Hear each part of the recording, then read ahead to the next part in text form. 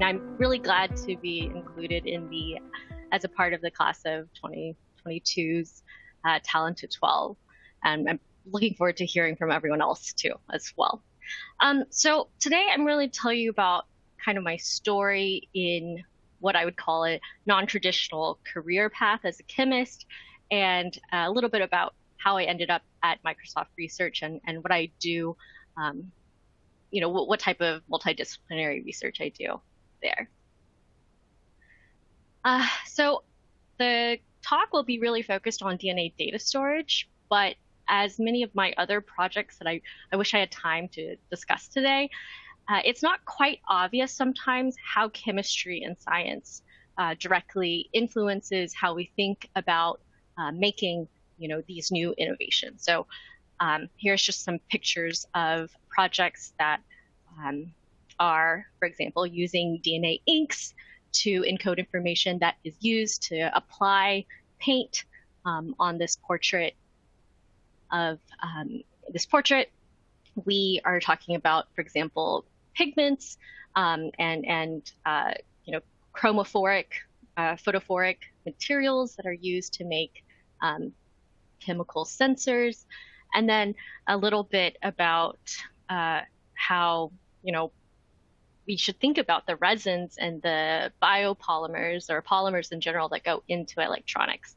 So with that, I'm not going to talk about that a little bit, but I'll tell you a little bit about my journey.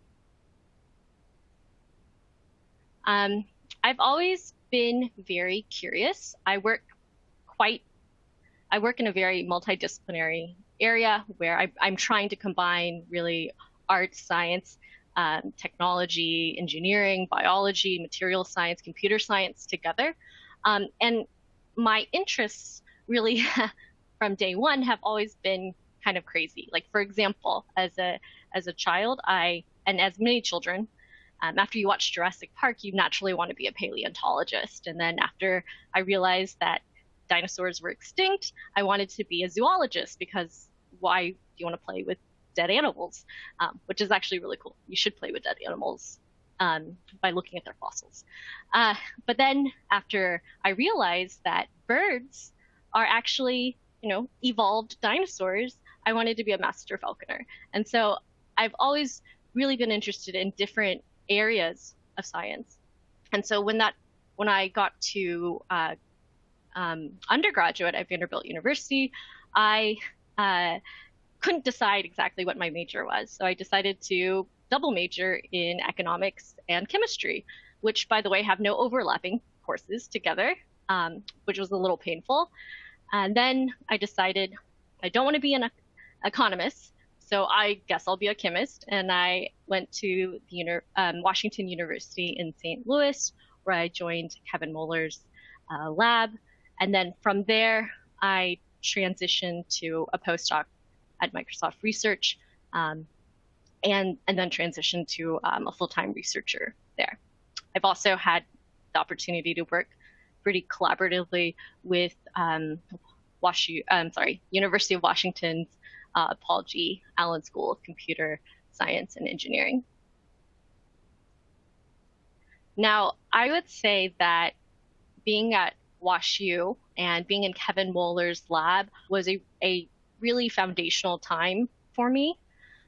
It really opened my eyes to electrochemistry and really the amazing things that you can do with taking electrons and using them to perform chemistry. And so in this group, we worked on anodic oxidations for bulk electrolysis. We also worked on metal recycling, so catalyst recycling at electrode surfaces. I got introduced to the concepts of green chemistry, of sustainability, of life cycle thinking for the chemical industry itself.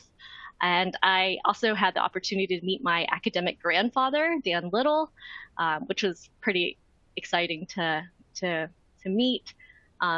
During this time, I would say that the skills that I learned were really, in a way, applicable to what I do now. And I find that this time really created this, foundational, it shaped the way that I think of how to do science.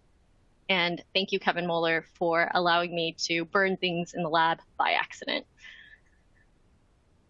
So let's talk a little bit about DNA data storage and how chemistry can really play a role in creating a new storage media. Now, the reason we're interested in exploring different media for storage is because the digital universe, so all the data that's being produced, is really the rate at which it's being produced is outpacing the rate that we can store it, so the installed capacity. And so by the year 2030, it's actually predicted that only about 3% of data will actually be, or actually can be stored. So that's a problem because eventually, I mean, not eventually, it's a problem because we do want to store a lot of information. In fact, there are some, federal mandates that require us to store information. And so as time goes on, we need to store more information, but we're not able to. Now, DNA is a really interesting storage medium because of a few different properties. First, it's quite informational dense. We're storing data in these molecules. It's also considered to be pretty. You can preserve it in a way that improves the lifetime of it. So, for example, you have to rewrite tape every 20 to 30 years, so you're constantly rewriting tape. But in DNA, you could potentially store this for over 1,000 years. There's other unique properties about DNA, such as the fact that you can make multiple copies of it using polymerase chain reaction. And another fascinating fact is that we don't really have to worry about DNA readers going obsolete because everyone's very interested in sequencing genomic information. It's going to be unlike floppy disk drives where it's hard to read a floppy disk nowadays because no one uses it. Now, just to give you a basics, DNA is made out of 4 bases, A, C, G, and T. And by stringing those bases into a sequence, you can begin creating, patterns in that sequence. And so if you think about how you would map digital information into those bases, you could think of, for example, just a simple mapping here of 0, 0, 0, 0 being an A represented by an A, 0, 1 represented by a C, 1, 0 represented by a G, 1, 1 represented by a T, and so forth. And so you can string a sequence of bases together to encode information. A DNA storage end-to-end system could look like this. So it starts with taking a digital file of zeros and ones, encoding that into a sequence of DNA bases, A, C, Ts, and Gs, and then physically writing those or synthesizing them using DNA synthesis to create DNA oligonucleotides. And then we can store those oligonucleotides until we want to read the data back. We read the data back using a process called random access, and I'll talk a little bit about that later. Then we can sequence that DNA. We can then, get the sequences of DNA bases back, and then decode that back into digital bits and recover our file. Now, I'm going to briefly walk over all of the steps in to give a little bit more detail, but we start DNA encoding by taking a large file, and it's really a large file of zeros and ones. We have to truncate those into shorter binary sequences, and at each binary sequence, we need to have something called an address, which is this blue thing in the front. That address helps you put together the zeros and ones sequences back together. Then we encode that into our DNA bases, our sequences of DNA bases. And then because we're trying to manipulate DNA, we need to have something called a primer attached to that. So it's just a sequence of DNA that's known and it's associated with the file. Once we have that process, we want to create the DNA. And so we do a process called DNA synthesis using phosphoramidite chemistry. Well, traditionally, it's used by phosphoramidite chemistry, which is really a cycle of reactions where we have protected nucleotides, and each of those protected nucleotides we can deprotect, oxidize, and wash and couple and do it again and again. Now, in order to make enough DNA so that we can actually store digital information, we use a technique called array synthesis. Array synthesis is where we create unique sequences of DNA oligonucleotide, or I'm sorry, we create unique sequences of DNA at individual spatially isolated spots. And this is traditionally done right now through inkjet printing or photolithography. You can do it multiple other ways. And so one of the parts that I'm pretty proud of working on is creating a microelectrode array that allows us to synthesize DNA at feature sizes of about 650 nanometers, and that's threefold magnitude in terms of density than other existing arrays today. What's really interesting about this is that I came from an organic electrochemical background, and I had to learn a little bit about fabrication, CMOS fabrication, because nanofabrication, because I had to learn how to design and tape out a chip, which was quite unique. It's a quite unique experience, and it's very different than any other experience I've ever had. Now, once we have the DNA, we want to store it for as long as we can. So we have collaborated with Dr. Robert Grass from ETH Zurich on taking DNA from our arrays and preserving it in nanoparticles. Oftentimes, these could be silicon nanoparticles. We've done calcium phosphate and other things so that we can then place it into a DNA library.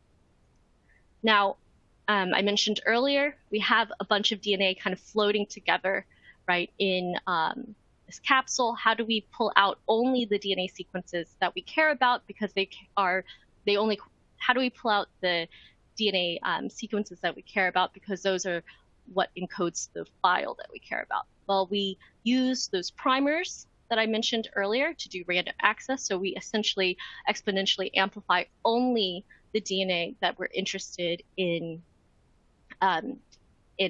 retrieving.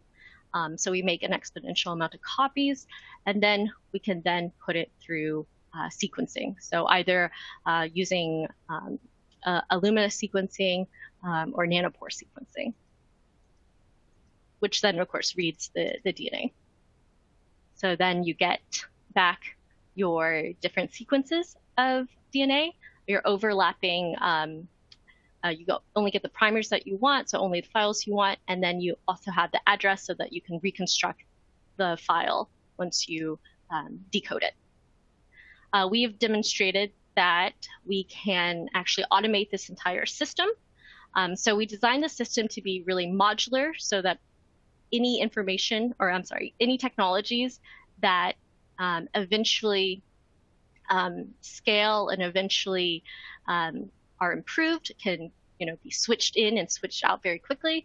And so this module contains a DNA synthesis module. It contains a storage and prep module, as well as a sequencing module. For the storage and prep model, we worked on using another electrode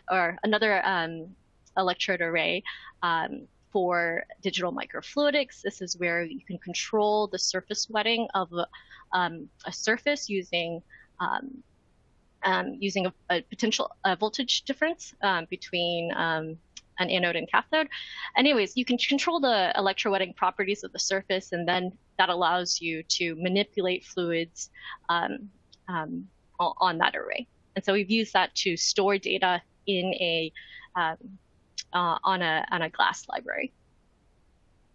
Now, after we showed that DNA data storage has the potential to be a viable storage medium for data, another question we had was, well, if we're going to create a new storage medium, how does that impact, for example, how does it impact in terms of environmental sustainability compared to tape and hard disk drives? We want to make sure that things that we're creating are not only going to solve the problem, but not make new problems down the road.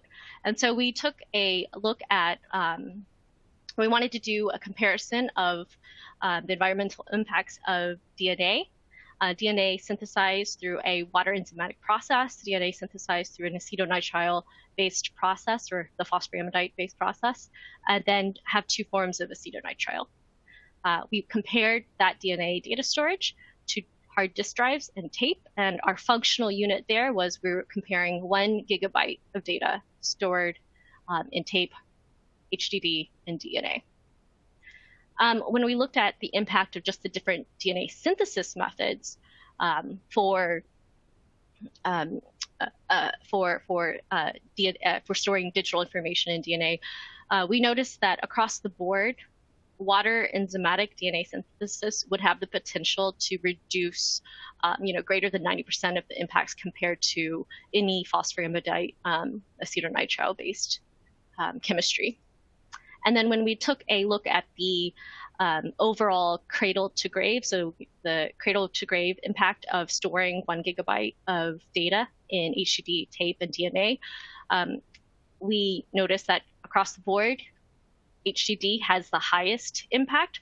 And so we're really right now just comparing this to tape, where you can see that with tape compared to DNA data storage created from a water enzymatic process, that we can get about a 2 to 3 fold improvement in the environmental impacts across greenhouse gas emissions, energy consumption, and water consumption. That's really the end of the DNA talk. I don't have any slides on my other work, and I know that in the article that was featured, I did talk about some sustainable electronics. So I will just plug in that we have a little review. I'm sorry, not a review, a comment in Nature Reviews Materials on bio-based materials for electronics that just came out. It's part of, working on one aspect of storage, of IT infrastructure has really led me on to this path of looking at other ways I can improve the sustainability of other IT. So with that, thank you. Here are some of the collaborators that I've worked with. It's been a fun journey, being partially a chemist, partially a computer scientist, material scientist as well. So thanks. Thank you so much, Bichlien. We have a question from Hui-Wen Yang, who asks about the stability of these systems and wonders, what is the shelf life of DNA storage? Right. So DNA obviously can degrade, right? Especially if it's in water, it'll hydrolyze and other things. If you store it dry and you store it in conditions that are inert, without oxygen, without water, it actually has a relatively high shelf life. We've done quite a few accelerated aging experiments on that. So for example, if it's stored in a silicon nanoparticle, it has a half-life of about 500 years, which means that you can store, you can store the media for, actually quite a few thousands of years there. And then Kwabina Dabi asks, what are the significant challenges you have encountered while making DNA as a storage material? Yeah, so the difficulties, I think, it's really, I would say, the chemistry is really interesting, but the difficulties, in my opinion, are how does one translate some I'm going to call this wetware, and make it in a way that is compatible with hardware.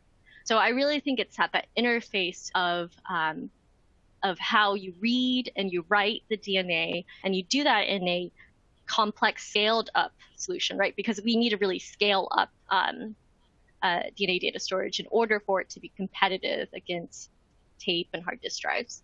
So I think it's really at the interface. Thank you so much, Bichlien.